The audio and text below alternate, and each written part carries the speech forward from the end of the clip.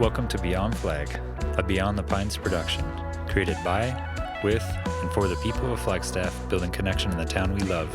We are your hosts, Dr. Daniel J. Phillips and Cody Bayles, also known as Dr. Chinchilla Nice Nice. Thanks for tuning in as we go Beyond Flag, straight from the dunny of our observatory.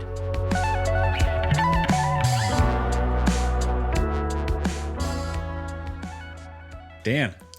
Cody. We made it, man. we made it. Look at you sitting in that chair. Mama, I made it. I'm on a couch over here. Yeah. We got a potty going. The podcast, long time coming. Long time coming. Massive business loans to finance this whole endeavor. Let's not mislead the people right from the start. Yeah, you're right. Speaking of start, we should probably introduce ourselves a little bit, huh? Let's do that. You're the one that would know what was socially appropriate. So I do think it would be socially appropriate to introduce ourselves. Thanks for cueing me in on that. For sure. We'll help you along. So I have the pleasure of introducing Dr. Daniel J. Phillips, a flag transplant from Arizona's northerly sibling, Utah. A local psychologist with an orientation toward pure white cane sugar and ideas. An advocate. Love that white. You love that white, man. Lines of that white. Mounds of the white. Yeah. An advocate for getting outside and into the world while defending personal time, space, and knowledge. He's an observer, an investigator, the Oracle. He holds several other nicknames: Fast Dan, Iceman Dan, Old Man Dan, and Expert Dan, which might give you a little cue into his enneagram number. Ooh, tease. Yeah, and that's something we plan to talk a little bit about later. Yeah. Well, I get the pleasure of introducing Dr. Cody J. Bayles. Yeah. So Dr. Bayles, he's flag born and raised, a local psychologist with a penchant for crushing breakfast burritos and writing family Christmas letters that nobody understands. He's a loyal skeptic with an orientation toward human connection. He's a dreamer, a questioner, the alchemist. Cody also possesses nicknames similar to me. His nicknames mostly involve the word nice, though. There's Cody Be Nice, or after he completed his PhD, there's Dr. Chinchilla Nice Nice. Also, there's Junior Tech Nice Nice. Junior Tech Nice Nice. Unreal. These nicknames really give you no insight into his enneagram. What about just nice? Yeah. That's got to be something with my number, no? Dr. Be Nice. Oh, yeah. Yeah, I guess that relates. That whole connection vibe. A couple other commonalities that Dan and I share. We went to a really well-known school. I believe it's a top 200 research school in the America. Northern Arizona University. AKA Harvard of the West, my people. We done did it. And we're both practicing psychologists at Flagstaff Counseling Center. Yeah. So we get to spend time together, and we have previously spent time together. Yeah. Lucky us. Lucky Cody. Lucky Cody. Yeah. What a blessing. Let's go over a little bit about what people can expect from this show for today. Yeah. Well, we knocked out the socially appropriate thing, so I feel good about that. Now we're settled, Introductions. Yeah. So at least people know our names. So first, we mentioned earlier that we're going to go over the enneagram a little bit. We plan to introduce the 9 different types, and then also give you a little bit of an insight into our particular numbers, which might help you get to know Dan and I a little bit. Yeah. Mostly the things that, annoy others about us, that people don't like. Yeah. People critique or criticize. Yeah. Also, I think it's against the law to have a podcast and not have one podcast about the Enneagram. Yes. In the contemporary era. So yeah, I think that got pushed up to the Senate. Is that right? Yeah. Going through a vote. So we have to knock it out. Yeah. So after we introduce ourselves through the Enneagram, then we're going to go beyond flag with ourselves. So we're going to talk a little bit about each other, interview one another, the way that we hope to get to know more people in this community through our podcast. Yeah. And then we'll shut it down by talking with everyone about what is Beyond the Pines, and then what to expect from this show, Beyond Flag, going forward. So I'll make that clear for you later if it's a little nebulous and uncertain right now. Yeah. But first, the Enneagram. So, Expert Dan, can you give us a nice intro to the Enneagram and what it is? Yeah. the enneagram. The enneagram. Yeah. So for me, I think it's something that's really gained in popularity recently, and it's relatively young here in the United States. I believe just over recent decades, maybe 40 or 50 years, has really come to be and become popular in the United States. But what it is it's a personality paradigm that envisions 9 different personality types that have common characteristics amongst each or between each type. And so it's a way to describe people. For you and I, one resource that we've used is enneagraminstitute.com, which has good descriptions of each type as well as descriptions for how the different types interact with one another. Yeah. I love that. And just for people who might have a similar reading comprehension ability to me, I would recommend the Enneagram Made Easy, written by Renee Barron and Elizabeth Wagale. Wagale? Do you speak French? Oui. Wagale. Let's roll with that one. Let's go with that. And Elizabeth Wagale. Yeah. Yeah.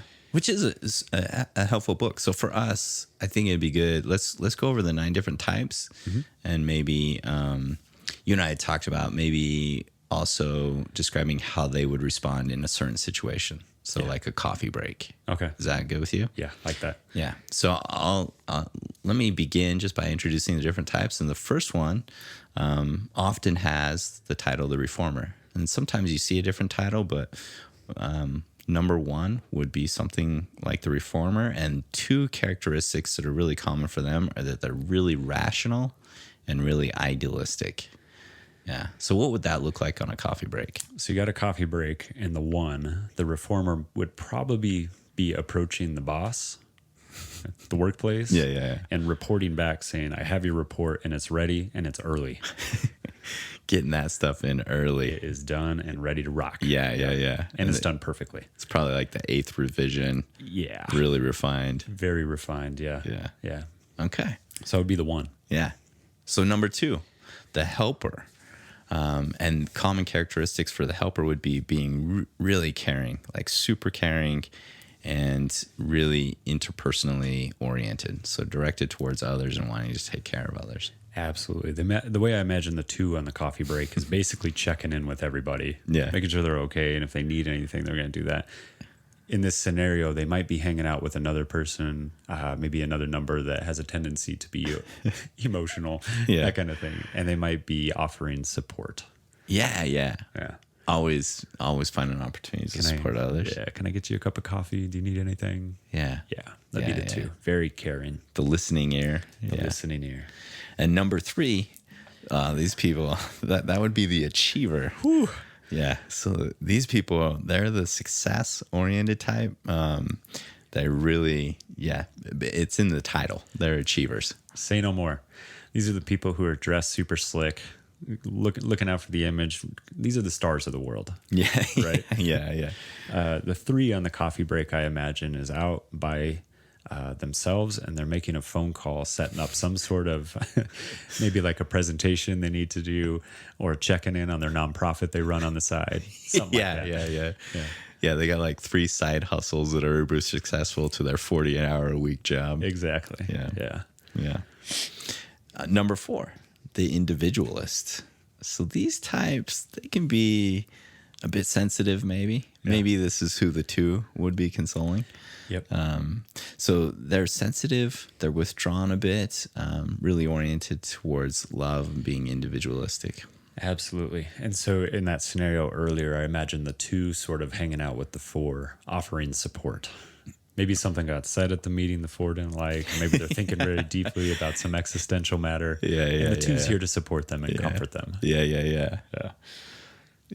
So number 5. The 5. Yeah, El Cinco. The investigator. Uh-huh. So these can be the intense cerebral types. Yeah, I spent a lot of time with a 5, it seems like. And it's funny because in this scenario, it's spot on. Is the 5 on the coffee break is probably in their office at their desk reading a book. Yeah. Yeah. Which to me seems like the best thing to do on a coffee break. Yeah. Yeah. Really recharge. Go sit down and read some Robert Sapolsky. Just get reconnected with the world. You know? Dip into behave. Yeah. Dip into behave. Yeah. Yeah. That's the 5. So number 6. Sometimes I can feel like I spend a lot of time with a 6. That must be nice for you. Yeah. The 6, the title here would be the loyalist. These types are really committed and they're security oriented. So they're really looking to feel secure in the world. Gotta know everything's okay, right? Well, everything mostly is usually okay. Huh. So the 6 on the coffee break in this scenario might be checking to make sure that the coffee pot wires are plugged. Nothing's. Yeah. There's not going to be a fire. Yeah, everything's safe and secure. The fire extinguisher is safe on the wall. Yeah, it's meeting the code, that kind of thing. Yeah. Would this type also be want to make sure that everything was okay with what was just covered at the meeting? So like they're coming away from the meeting and they want to make sure that they came across well and everything went well in the meeting. Yeah, I think a 6 is going to be very oriented in that direction. Okay. Yeah. Okay. Yeah. Number 7. You asked that like you've had Personal experience. personal experience with that. With someone dipping into that. Huh. It's interesting. Yeah. Yeah. So number 7. Ah, the 7. Yeah. Perhaps one of the most entertaining numbers. I love the 7. 7 is the enthusiast. So these are the busy, fun-loving types. So they're both busy, but fun-loving. Busy and fun-loving, bouncing off the walls, fun-loving criminals over here. Yeah. 7s are going to be outside, jumping on the trampoline, reading a book, eating an apple, while also listening to a podcast and an earbud and having a conversation with a friend. You know, jumping on the trampoline that's outside the office. Got 5 minutes. Like a little mini tramp? Is that what you're talking about? Yeah, I was thinking like a mini tramp. Or maybe they have one that's like a, like a fold-a-bike, but it's like a fold-a-tramp. Just bust out of the back pocket. Just exerting all forces. I love it. Yeah. Number 8, the challenger. The 8. So this can be like the powerful, dominating type personality. Yeah, so in that scenario I go back to with the 1, the 8 is the boss. And the boss is telling the 1, make it snappy. I don't got time. Chop, chop. Great job on this report. You could do better next time. Yeah, you could do better. You could get this to me a little sooner next time. Yeah. The 8. Yeah. And then number 9, the peacemaker. Back at the desk, feet up on the desk, maybe enjoying their snack, maybe checking in on Instagram or something. Just chilling out. Yeah. Everything's easy. Everything's at peace. So this type would be like the easygoing, kind of self-effacing type. They're oriented that way. Yeah, absolutely. So that's a brief rundown of the 9 numbers, maybe how they would act in a coffee break. Again, take all that with a grain of salt, but that's for us to have a little fun and introduce how they might react in that type of a situation. The enneagram. The enneagram. But we thought to share a little bit more about ourselves, and we probably cued you in a little bit to our numbers. We want to give you a rundown on our specific numbers. So Dan, I don't think there's any debate. This has been pushed through the Senate, voted 100-0. Dan is the 5. Well, I mean, I think of all the numbers, 5 is the most appropriate orientation to the world. It comes across like you're saying it's better. Is that true? It just makes the most sense, I think would be the best way to say it. Gotcha. So the 5 for Dan makes the most sense. So something about the Enneagram we were talking is for each of the numbers, there's a basic fear and a basic desire. Dan was saying earlier that the investigator is the intense cerebral type, and the basic fear of the 5 is of being useless. Yeah. I can see this, like feeling incompetent. Yeah, that was the word that I was thinking, is like the 5 really doesn't want to feel incompetent. Yeah. But the basic desire, if we flip the coin, is to feel capable and to be competent. Yeah. Oh, yeah. Wanting to be competent in basically everything, always. Everything, always. Competency, expertness. Yeah. That's the 5. Which, unfortunately for me, I found is rarely, if ever, the case. It's hard to believe that. Yeah, it's true. Who are some famous 5s? Yeah. So some examples that we've come across in reading. So Einstein would be a 5. He probably was pretty competent. Later, at least. Early on, he really wasn't. Right. Yeah. So, maybe his incompetency led to competency. So that basic fear was motivating behavior. Yeah. Jane Goodall. Yeah, that's a cool one. And then Kurt Cobain. Cobain. Yeah. The best. Deep thinker. The best. Yeah, deep thinker.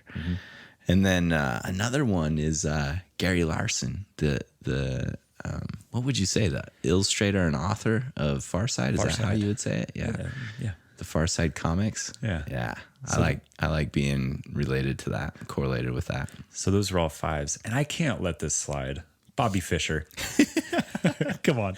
Okay. Let's talk correlation of Dan personality. Bobby Fischer.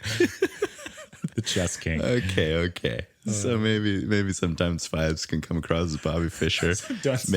Maybe that's why you need to cue me into the social niceties of introduction. Yeah, like here's how it goes. We have to share our name, maybe a little bit about ourselves, then we have to stop and listen. Okay. Yeah. Okay, good for you. Good for the 6. All right. So the 6, that brings us to yours.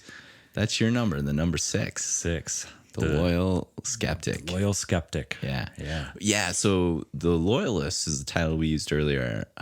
You and I have talked about this. Loyal skeptic's a good one for you because you talk about how you can feel like a split personality at times because you have like confidence in what you're doing and then absolute self-doubt, and they coexist. And they exist at the same time. Yeah.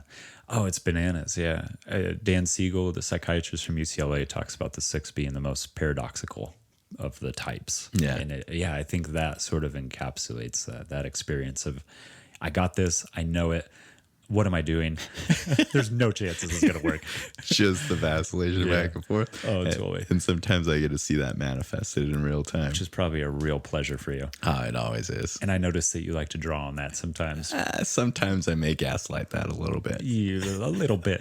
a little bit.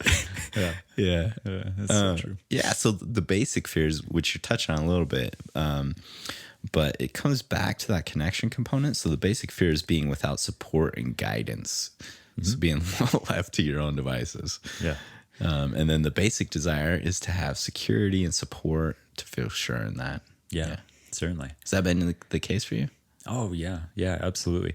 I think for the 6, well, at least I'll speak personally, is I think I do kind of rest on like a feeling of imposter syndrome.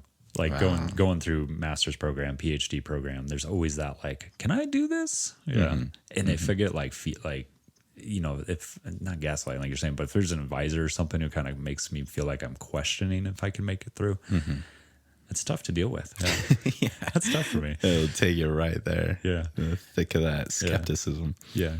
So some famous people that are associated with a 6, who you got listed Look there? at this, man. I'm going to start with the boss.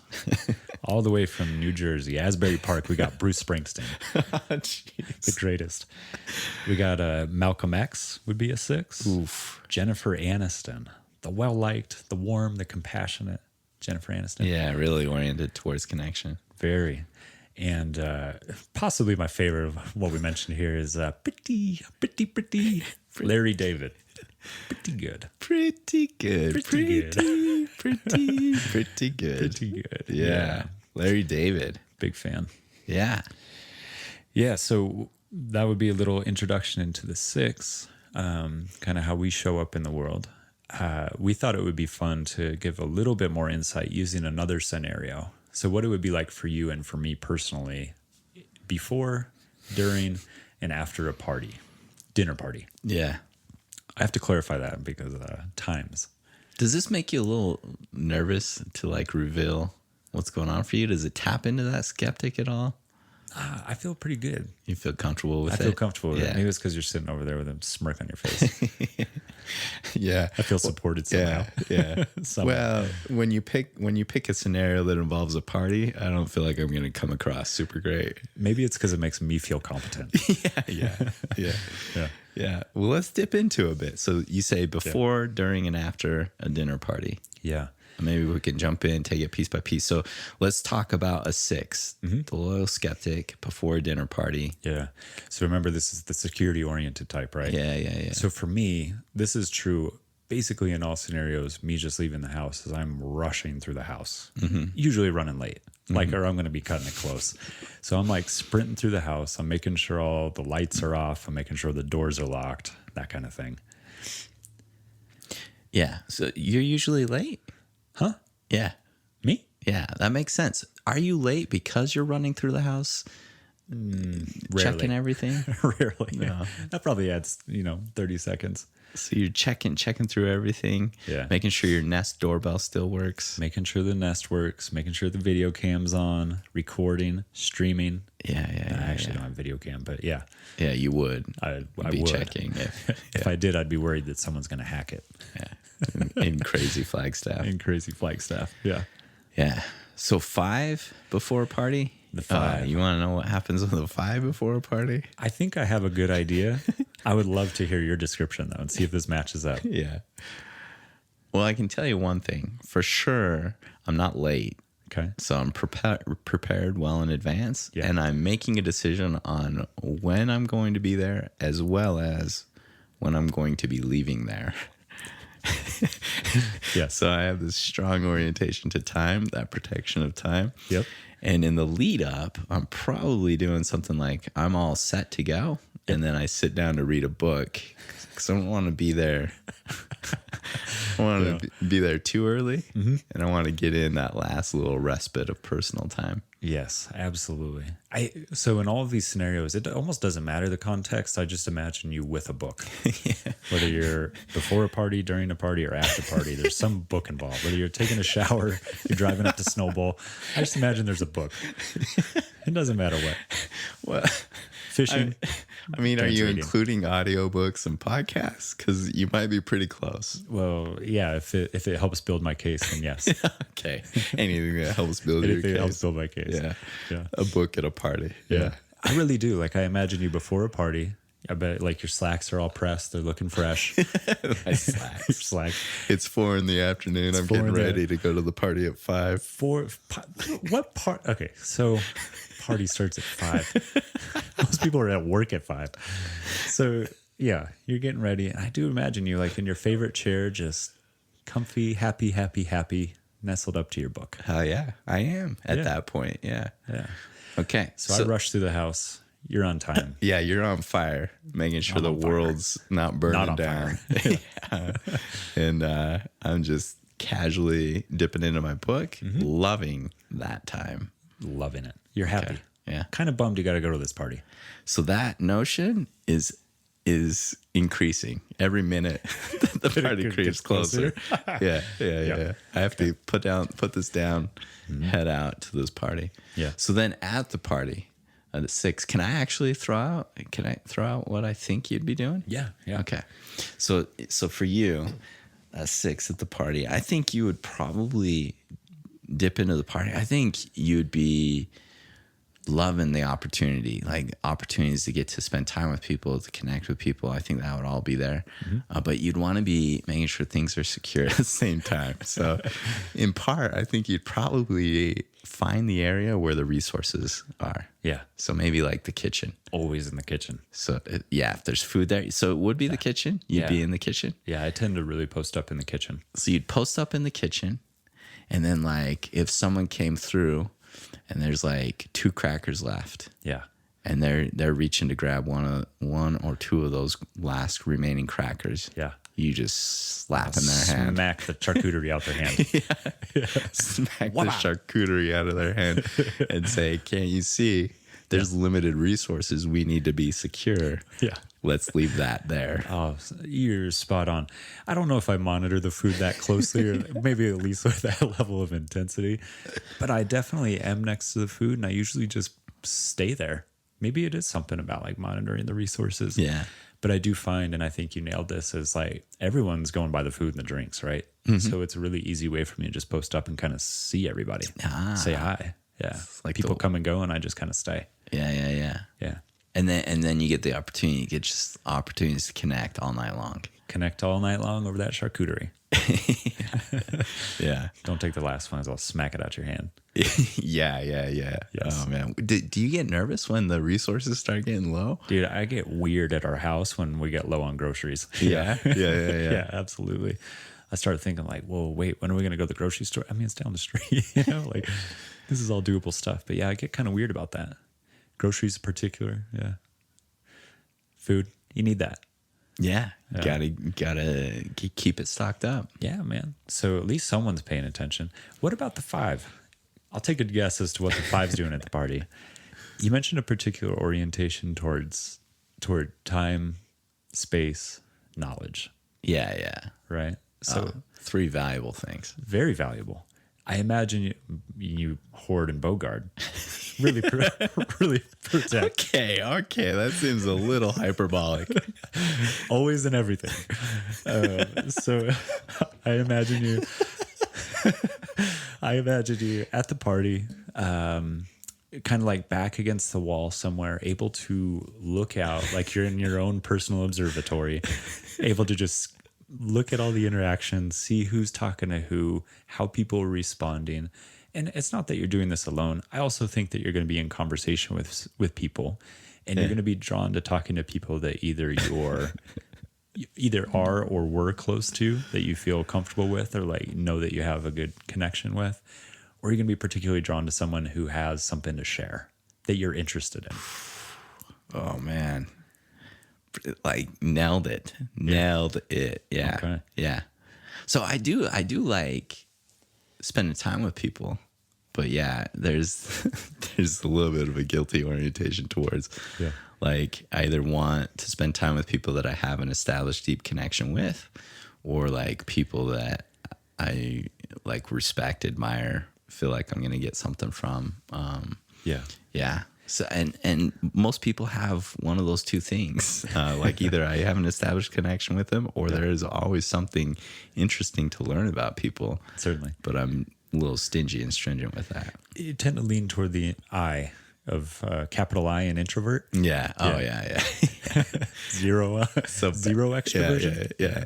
The crazy thing too, though, is I think in that moment, in part, I'm like posted up with my back to the wall, looking out to the party. Yeah. Because like it's not just my interaction I'm paying attention to. Like I can't like turn off the switch, like pay attention to like every dynamic in the room, like who's talking to who, and what's going on in that dynamic. I was going to ask if it's like, is it like mind chatter at that point? Like, are you paying attention to all that stuff? What's that like? Well, the crazy thing is this is almost like a relatively recent insight. Like I thought everyone did this. So it's not like, it's not like interfering. I do think it like becomes energy draining if I'm in an environment with a lot of dynamics going on for a long period of time. Yeah. But like I can focus on the conversation and focus on like, oh, those people are friends, or like things like that going on. Yeah. One thing I think is important to know, because I do understand that you have an orientation towards humans too. Like you're not totally, and I think I was going to note was that you're not transactional. Like I think it comes across, we could paint this picture of like, you're only going to find the person who has something to share. Yeah. I don't experience you like that at all. Like I think you are very oriented toward people. Yeah. But your tendency. Right. Oh yeah. And admittedly, I am like a bit selective about how much I invest into that. Yeah. But yeah, like you're spot on. Back to the wall, oriented out to the room, focused on maybe one-on-one interaction. Yeah. But paying attention to the entirety of the room. So instead of reading a book, which would be great at a party, I'm probably like reading the room. The here and now book. Yeah. The book of here and now. The book of here and now. So one thing also I would imagine that's going on in the back of your head is you're kind of doing the countdown, wondering when your alarm is going to go off so that you can leave at an appropriate time. Which may be the segue into talking about after the party, but like no joke. I have like this internal clock that never stops either. Like I rarely have to use an alarm to wake up. I most often wake up before the alarm goes off by 5 or 10 minutes and then just turn it off and get up. Same at the party, dude. That alarm is in ticking there. Yeah. And so that time that I predetermined, I rarely miss. And I believe usually if I miss it, it's the result of some extraneous variable. Yeah. That's it right there. Yeah. Oh, that's exactly how I imagine it. So then I'm dipping out at the end of the party. At about 6:15. Yeah. Yeah. Do you have any guesses as to what the 5 does dipping out? And then I'll guess what a 6 does? Like when you get back home. Yeah. Yeah. So I think your alarm goes off. You slide right out of that party and you're driving home with a smile on your face. I think you walk back in the door, happy, happy, happy. You sit in your favorite chair and you go right back to that book. Yeah. Depending on how late it is. If I get out of the party by 7:30, I go back to the book. If the party goes really late, like to 8 or 8:30, then I might have to slip into my bedtime routine. I can't help but shake my head over here. The party goes really late till 8. It's like when parties start. Yeah. That's like an early party. And that's when nefarious parties start. All the, yes, nefarious activity occurs after 8 p.m. Yes. Here's the other thing I imagine if that party does go late and it reaches 8, I guess I imagine you go home and then you like pick out your clothes for tomorrow, whatever activity you're going to be doing. You make your lunch, you get everything all set. So it's ready for you. That may or may not be accurate. Yeah. It's pretty accurate. You can either confirm or deny. Yeah. In fact, I think my wife makes fun of me for that exact phenomenon. Yeah, she has good reason to. Yeah. So the 5, you're going back to get ready for tomorrow, get everything in order, or you're reading your book, just happy to be home, relieved. Well, I can't read the book and be happy until I've laid everything out for the next day. Okay, so it's like, gotcha. Yeah. Yeah. And is it relief? That's what you feel when you get home? Yeah. Okay. Like go back to that protected time and space. Mm-hmm. So for 6, I think about you leaving a party. First of all, I have the idea that you're just like, there's no set time in your head when to leave the party. Yeah. And so it's just leaving usually probably at the end of things. So yeah. Like, I'm frequently the last person at a party. Are you? Yeah. I would say my wife and I are often the last people. Yeah. And we'll usually offer to help clean up and that kind of thing. But yeah, we kind of stick it out to see everyone out and then we leave. Yeah. Till like 9? 9? When like a lot of people haven't even showed up yet. So you're one of them nefarious party goers. I am a nefarious party goer. Yeah. So you hang out till the party's all over. Mm-hmm. You're making sure the resources are able to be sustained throughout the party. Yeah. So you're maybe rationing throughout, filling drinks, putting drinks in the cooler when needs be. Yeah. Checking on all that stuff. When you finally do dip out, when you leave, I imagine you thinking, was I okay in there? Was everything okay in that situation? Did I piss that person off? Yeah. Was I okay with everyone in that party? Did I connect? Okay. Yeah. And then that being counterbalanced by thoughts about, is my home okay? I got to go back and review that Nest Cam footage. Oh man, I hope no porch pirates came up. Yeah.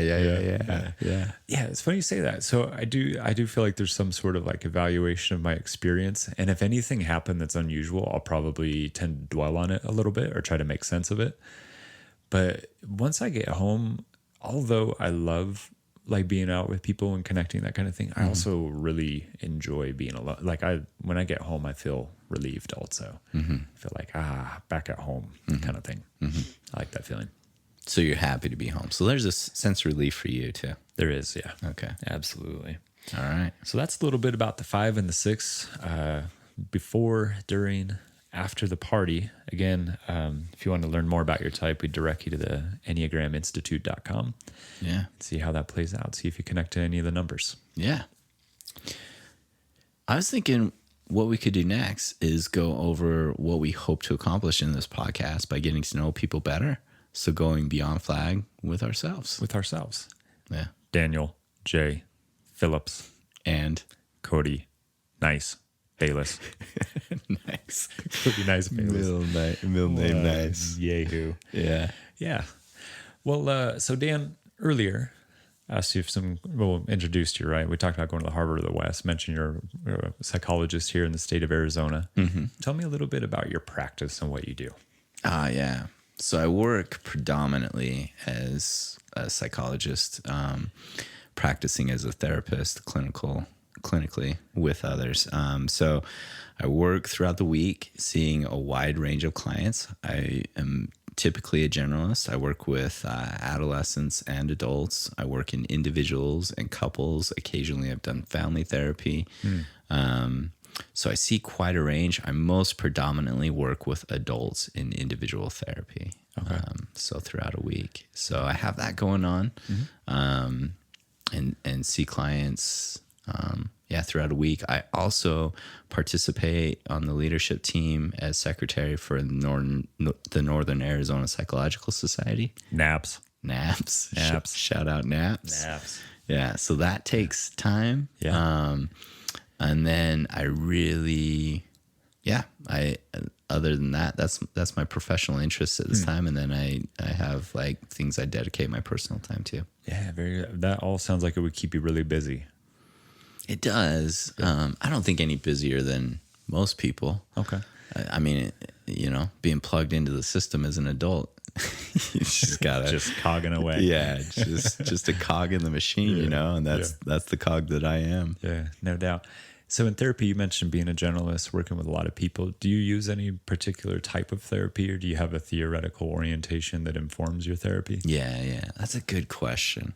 And it's really tough to answer, to be honest, because I think it can vacillate so much. And for me, I like living in the realm of ideas so much that I see so much overlap. And sometimes I see modalities as just a different set of vernacular with a lot of the same concepts. So true. Yeah. But I do come back to what's commonly referred to as cognitive behavioral therapy, which in my succinct summary of it is I just describe as a look at how thoughts and behaviors influence relationships, pursuit of life goals and emotions, and working through that.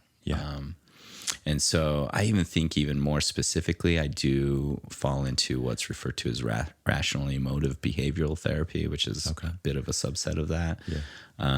But I have a psychodynamic background, and I can fall into looking more at attachment and how that influences psyche contemporaneously for individuals, and trying to use that framework to inform the types of questions I ask. I also work in a lot of a here and now processing, which is a bit into interpersonal therapy. So I can meld those. And then lastly, humanistic, which is really oriented towards following the client-centered type therapy. And those four I can predominantly point to in the interventions I use in session. But I think it is just a broad collection of ideas. Oh, yeah, certainly. Well, those four theories kind of encapsulate that or represent a broad idea. That's really cool. So earlier I mentioned that you're from our northerly sibling. Utah. Beautiful Utah. Is that where you were born? I was. Born and raised in the same house throughout childhood and adolescence. Where in Utah? So it's in Salt Lake City, but there's lots of little towns there. The same way that I think the Phoenix area has lots of different suburbs. And so where I was from specifically was Taylorsville, Utah. It's on the southwest side of Salt Lake. Southwest side of Salt Lake. You were there, born, raised, did everything there. West side. Okay. Yeah. Salt Lake, man. So you grew up in Taylorsville. And then what'd you do after high school? So for high school didn't go super smoothly for me. I ended up graduating from an alternative high school.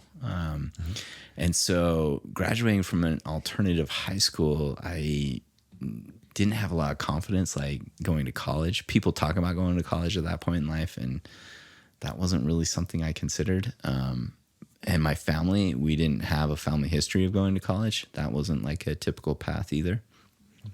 And so I lived in Oregon for 2 years. I bounced around a bit and then began work.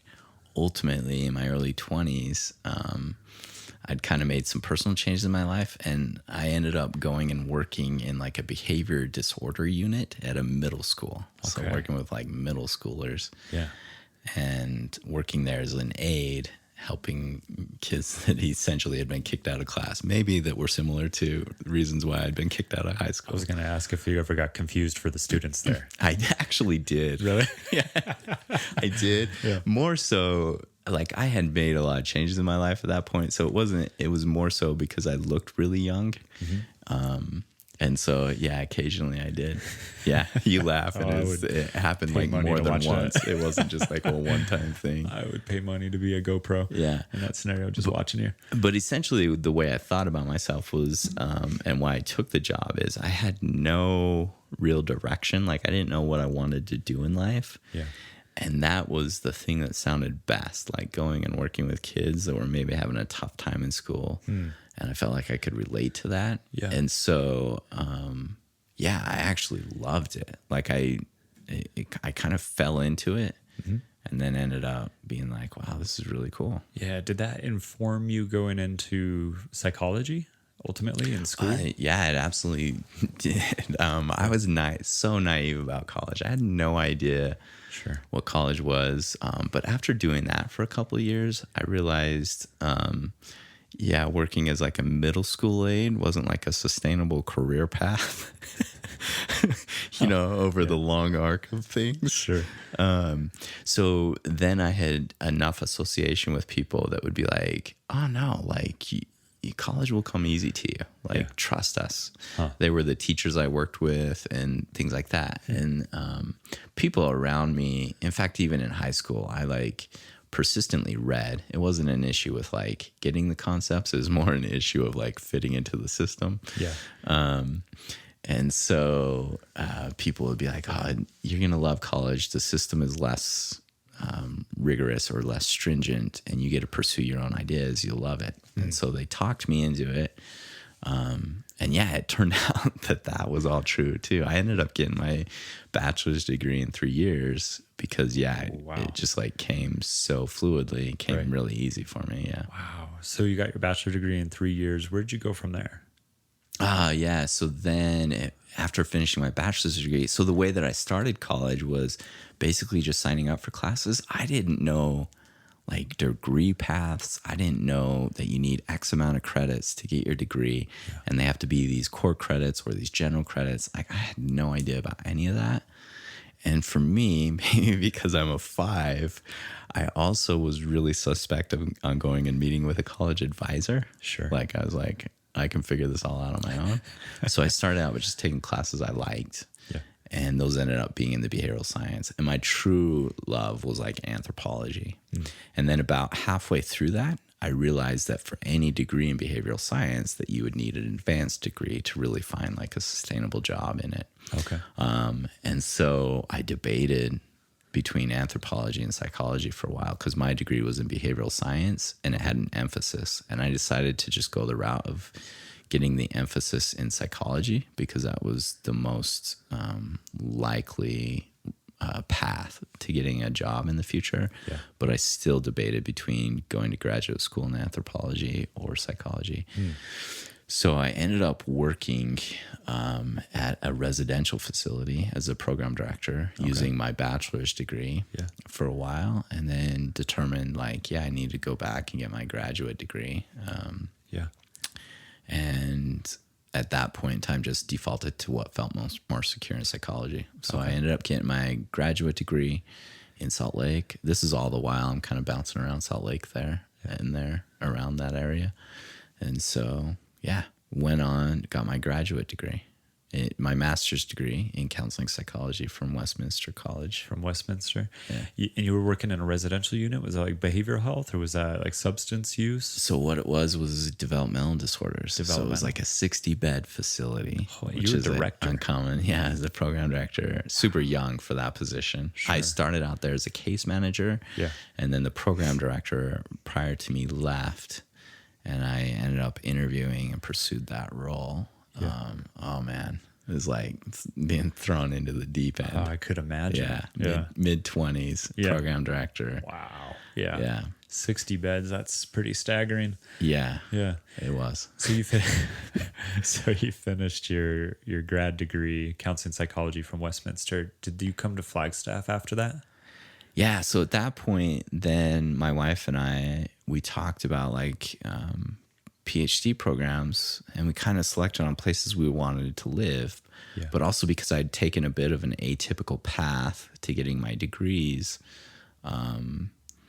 like it limited what options would be there for a PhD. So the combination of those two things led to Harvard of the West. Yes. Northern Arizona Naturally. University as one consideration for the schools yeah. that I applied to. Go Lumberjays. Yeah. And so, yeah, we ended up coming to Flag. All right. What year was that? That was 2011. So almost 10 years ago. Mm-hmm. So Flagstaff, what was your first impression of coming to town? Whew. It was a rough period of life because other stuff was going on, personal life stuff.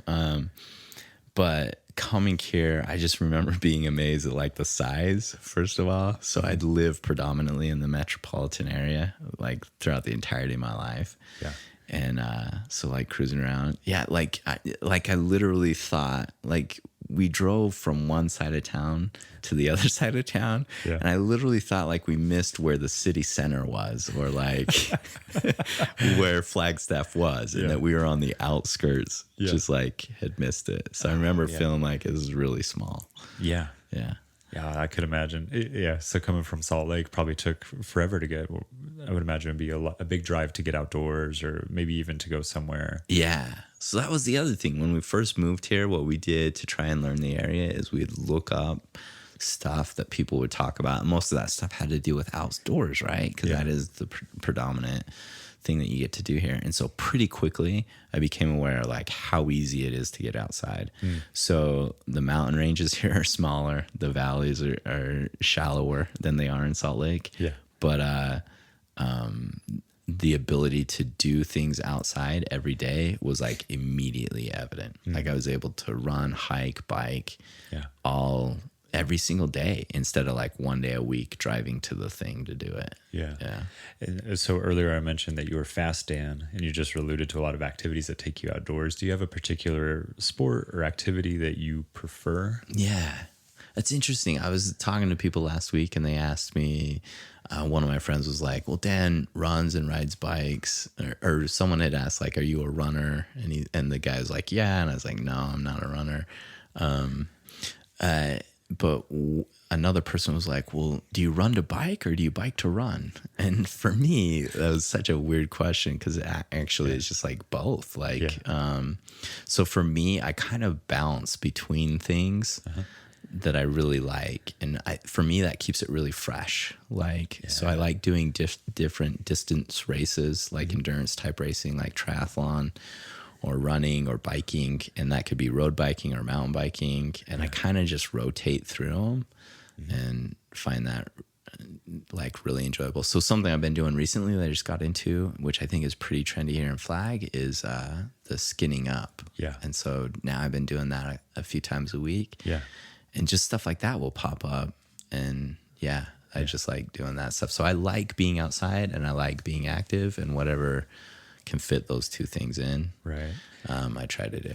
Yeah. So it sounds like your interests they vary from time to time. Right now, it sounds like you're pretty interested in the uphill stuff at Snowball. Yeah. I was going to joke earlier that when you were saying run to bike or bike to run, I was going to say, don't you do both those things to swim? No, I do none of those things to swim. So I do swim, and I'm a horrible swimmer and horribly slow at it. Ironically, out of all those things I listed, I find swimming to be the easiest to be mindful and meditative in. Though. Oh, wow. Yeah. Okay. Yeah. And I think it's because the sensation, it's like a whole different world, right? Being in the water, it's like a full body sensation automatically. Yeah. Because of the stimulus is so different. Yeah. And so I really enjoy swimming. I've come to really enjoy swimming for the sake of being like really mindful and meditative in the practice of it. Yeah.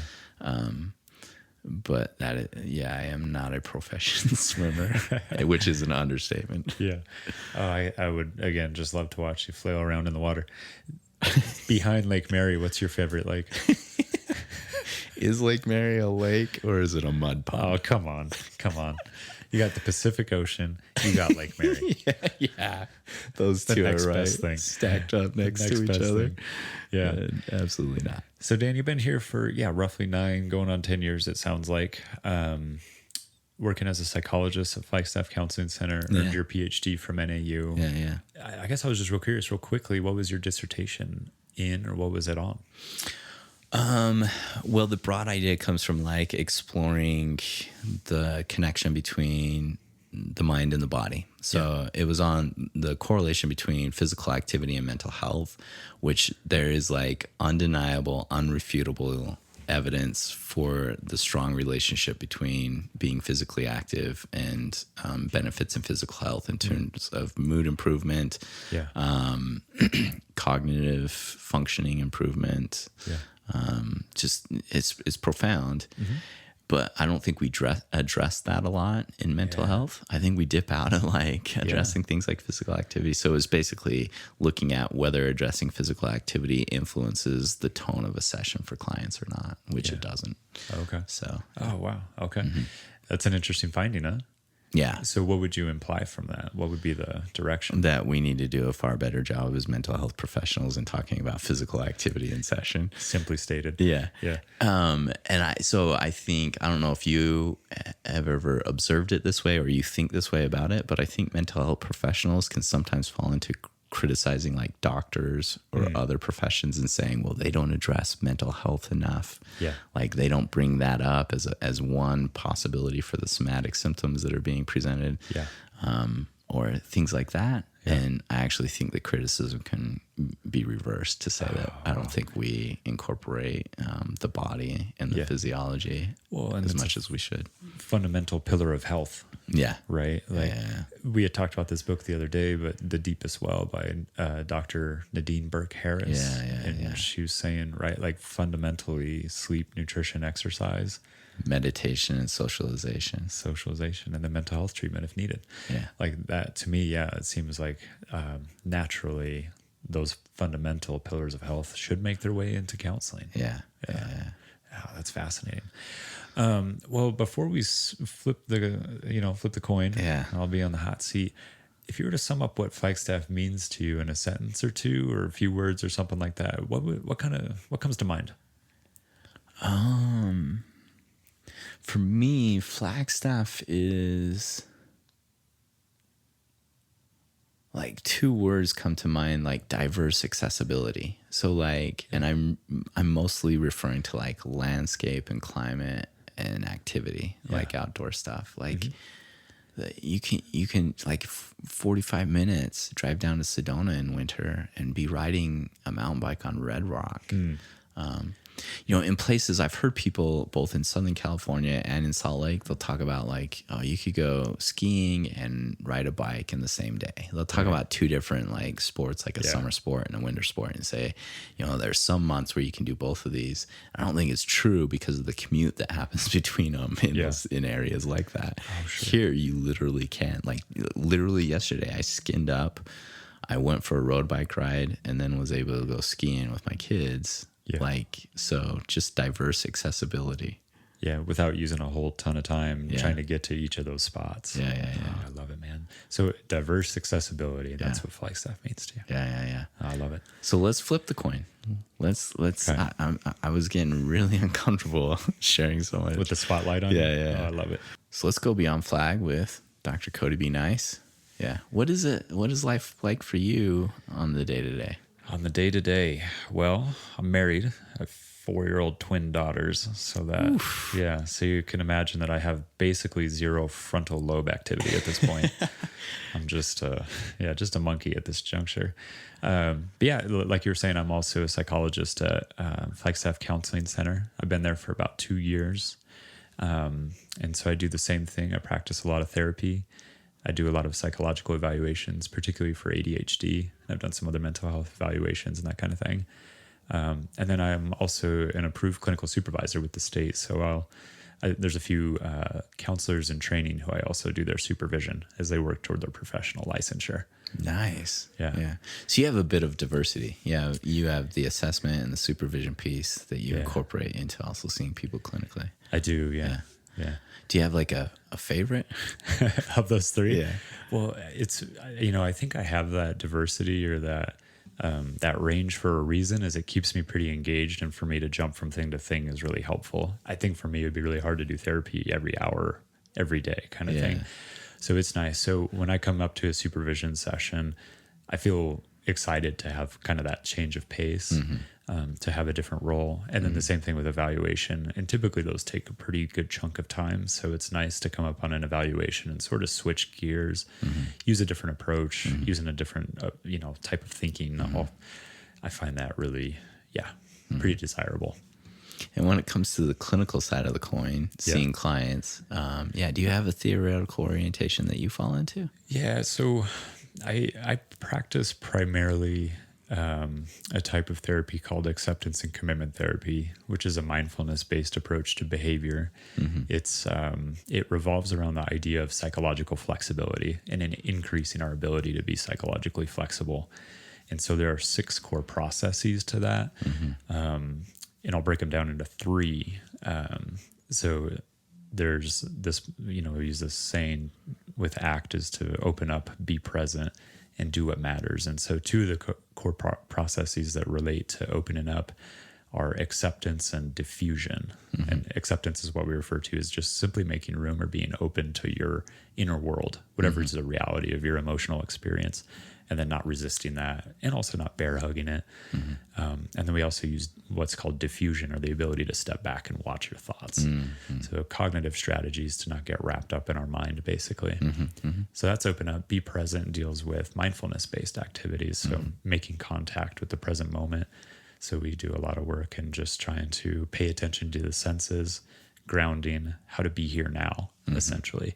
And another core process there is the self as context. And so sort of understanding the observing self versus the thinking self. So the ability to be aware of kind of your own narrative and how that shows up in ways, and then to, again, be present in the moment. Lastly is do what matters. And so we talk about clarifying your values, knowing what's important to you, and then developing commitment to act on those values. Is an approach I often take to therapy.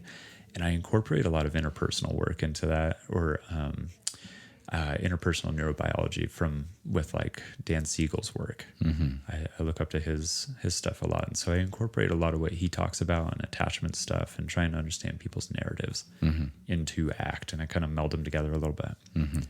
Yeah.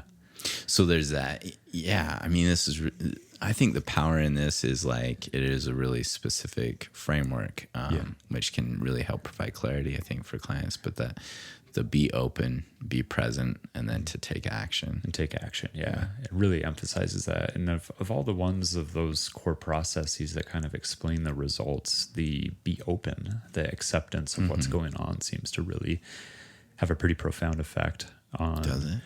Yeah, like reducing stress or dealing with feelings of depression. Yeah. There's such a struggle in resisting one's own reality. Yeah. Yeah, that just kind of makes things worse. Yeah. So that it is nice to practice from that framework, and it's very experiential. There's a lot of exercises, a lot of metaphors. Some people are very naturally drawn to that, and others, I think, kind of balk at it a little bit. Really? Yeah. It blows my mind sometimes just how we can do the same exercise twice, and one person will identify it as being, oh, that was the thing in therapy that really clicked for me. And I'll do that same exercise with another person. Or like, I thought I was going to fire you after that kind of thing. Not that they'd say that directly, but yeah. Well, really interesting. So here you are practicing as a psychologist in Flagstaff, Arizona. You were born here. I was born here. Yeah.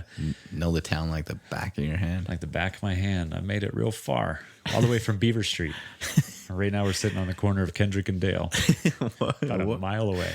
In the dunny of the observatory. The dunny of the observatory. Yeah. So what was it like growing up here in Flag? Gosh, I loved it. It was I really enjoyed my childhood. I grew up in a neighborhood that was chock full of kids, and so I just remember coming home from school and just hanging out with everyone from the neighborhood, and we would just go cause trouble, like just run around the neighborhood, play sports or whatever.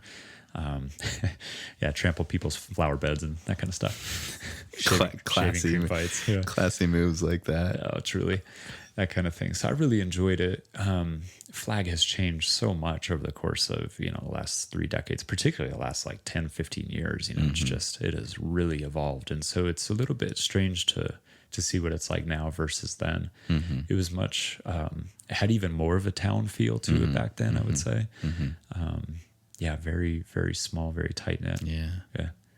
Wow, cool. So you went to high school here in town, and then what did you do after high school? Yeah, so I graduated from Sanawa High School, which is now middle school, right? Go Mustangs. And then I went to NAU, so I was a lumberjay for a year. And Lumberjays? Go Lumberjays, yeah. I lived in McConnell Hall on the south side of campus. Jeez. Yeah, people always refer to it as McCompton. So I lived in McConnell. Was it new back then? Oh, no, it was old back then. It's still there, yeah. Yeah, I know it's still there. Still there. You hear stories about it. Oh, I could go on stories for days about that joint. So yeah, I lived in McConnell for a year, and then moved to Los Angeles after my freshman year. I enrolled in a small liberal arts school called Bayles. It's in South LA County. And then I lived out there for about roughly 4 or 5 years, somewhere in there. Finished my degree, and then served spaghetti afterwards. With your bachelor's degree? With my bachelor's degree in psychology. So if anyone who's considering a path in psychology wants to know where that lands you with a bachelor's, You cooking spaghetti. Old spaghetti factory in Fullerton, California. Yeah. So I lived out there for a while, and then I moved back to Flagstaff in about 06 or 07, somewhere around there. Let's go back a bit. So Yeah. So did I think the biggest question that comes to mind, and probably is in the minds of anyone listening to this, is does getting a bachelor's degree in psychology help to cook spaghetti? Oh, no. So I was a server, and I was terrible. I was an awful server. Dude, I tip servers well because I feel like my heart goes out to them.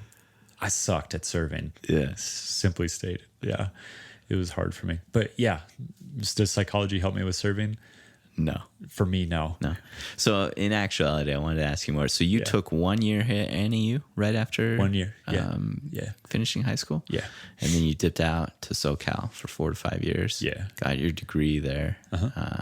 Was cooking. And then how do you go from, if you stuck around after getting your degree down there, why did you make the decision to move back? I would just say that I was wildly unhappy at the time. Like, I think I had grown into a place where I wasn't real satisfied with serving spaghetti. Didn't really see much of a future for myself in Los Angeles.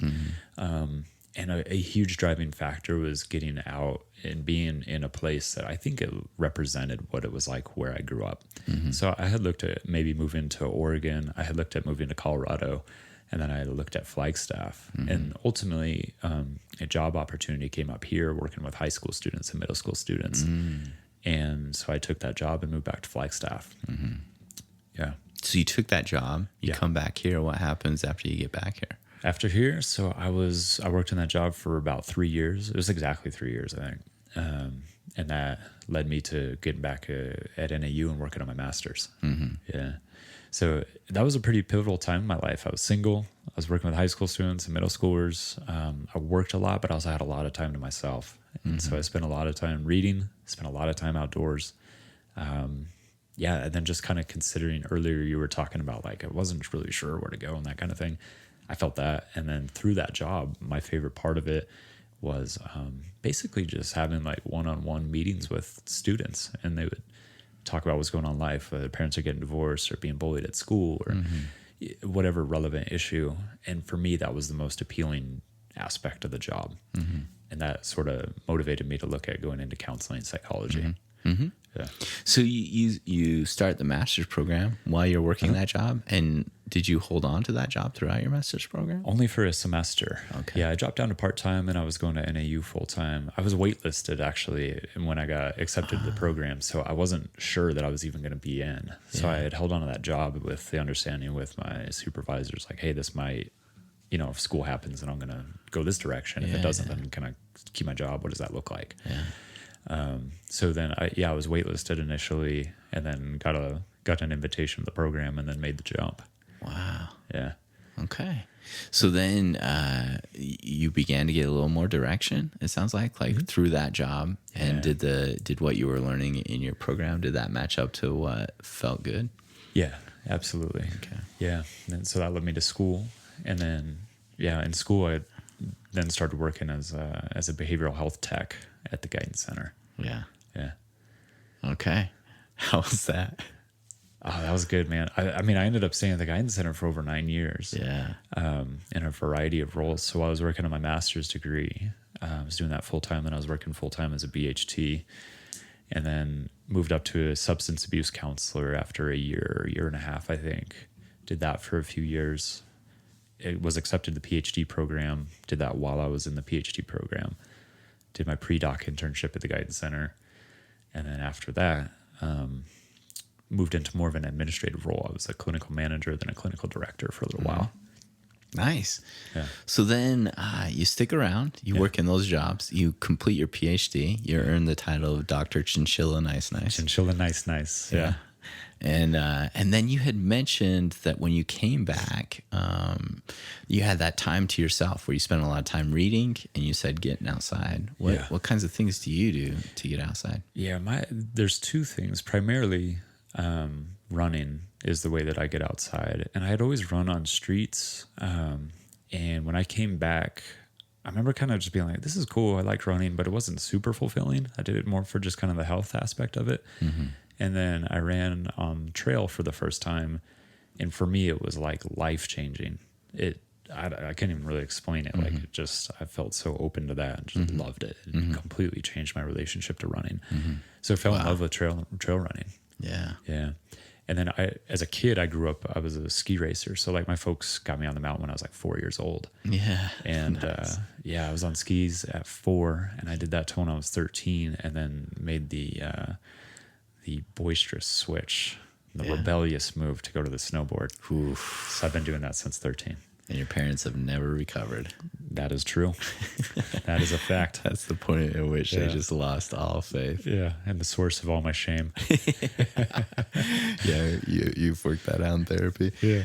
So, well, cool. So you were ripping down the mountain at a young age, and then in your early 20s came back to trail running as the beacon for all that. Yeah, that really is. Yeah, and so now it's expanded. You know, I love just being outside generally. Like if I had the option to eat a meal inside or be outside, I'd rather be outside. Oh, yeah. Yeah. So we camp. We go out to beautiful Lake Mary with some kayaks, or we'll go around other areas. Muddy Lake Mary? Sorry, beautiful? Muddy Lake Mary? Lake Muddy? How is that a lake? Oh, come on. Oh, we're going to go down this road? Dude, it's tough coming from an area. It's tough coming from an area that has actual lakes with like blue water in it. Blue water? Yeah. Huh. Water can be blue. Yeah, the way when it's in like a massive, reflects light. Yeah, I would say Lake Mary's blue.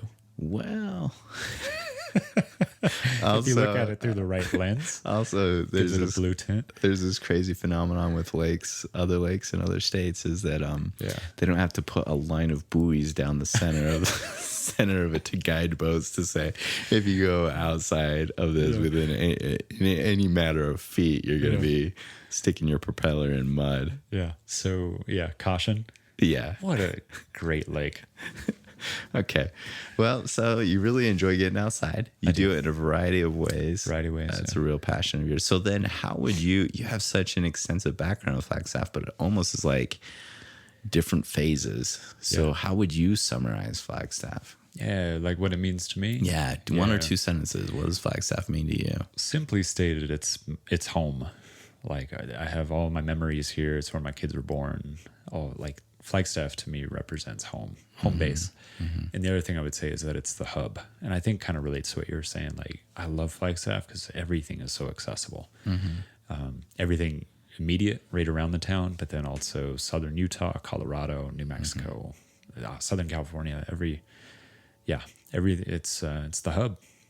Yeah. The home and the hub. The home and the hub. Yeah. The two H's, double H. H squared. F pole. Yeah. Well, let's come around to, now that we've gone beyond flag with Dr. Cody Bayles and myself, let's come around to talking about what Beyond the Pines is and how Beyond Flag, #Beyond Flag, the podcast, how that relates to Beyond the Pines is a broader idea.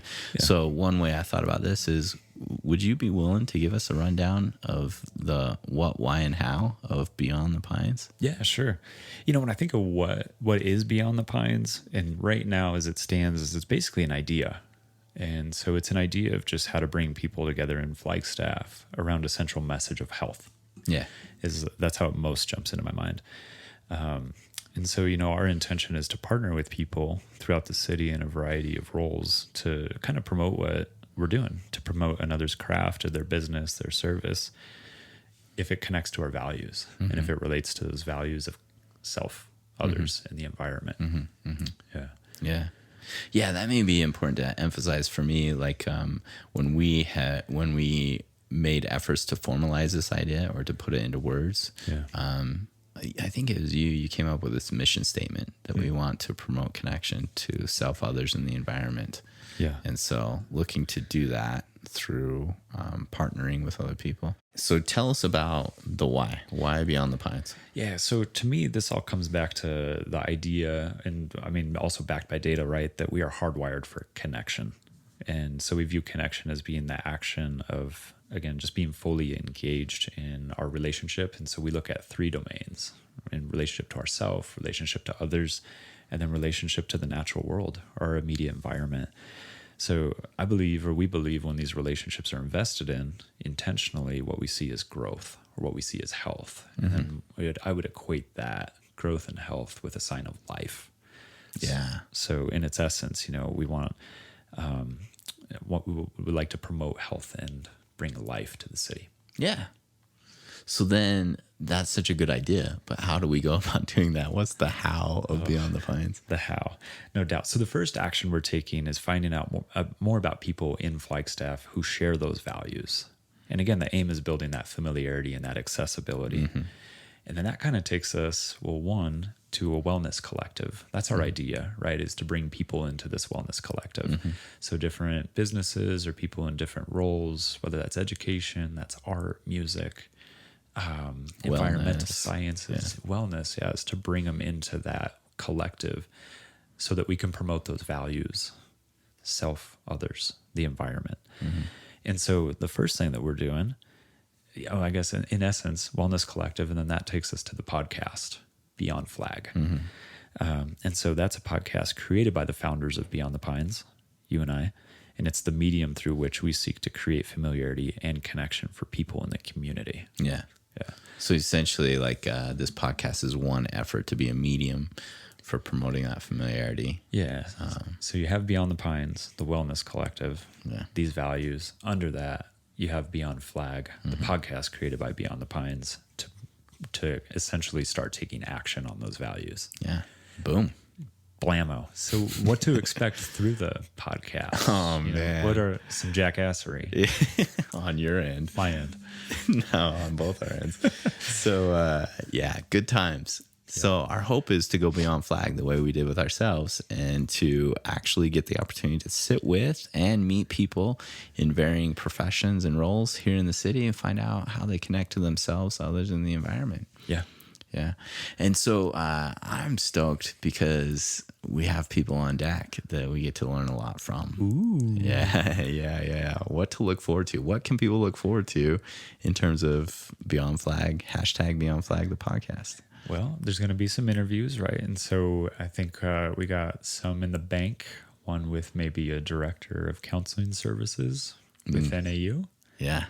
Maybe Big role. Less than 40 hours a week. We got a international wedding photographer. Oh, that sounds cool. That sounds pretty cool. Yeah. And we have a sport practitioner. Oh man, the sport chiropractitionist. Yeah. Is that it? Something like that. Yeah. So those might be some previews of people who are coming up, and that person may or may not work with elite athletes from around the world. Yeah. Here in Flagstaff. Blows my mind. Oh man, a lot going on here in Flag. No doubt. Looking forward to getting to know more about it. Yeah. So why don't you take us out by shouting us out? Shout us out. Well, first off, friends and family, check us out on our website, www.beyondflag.com. Flag spelled FLG, right? Of course. Yeah. FLG. So www.beyondflag.com. Next, you can also hit us up on Instagram. Give us a follow, beyond_flag, or follow us on the Twitter @beyond_flag. Lastly, I'd like to shout out the homie, Kyle Miller with Lore Audio Provisions. Shout out Kyle Miller. Shout out Kyle Miller. Thanks for all you do. And so we'll look forward to tuning in again and having our first interview where we go beyond flag with someone. TBD. TBD. 1, 2, 3.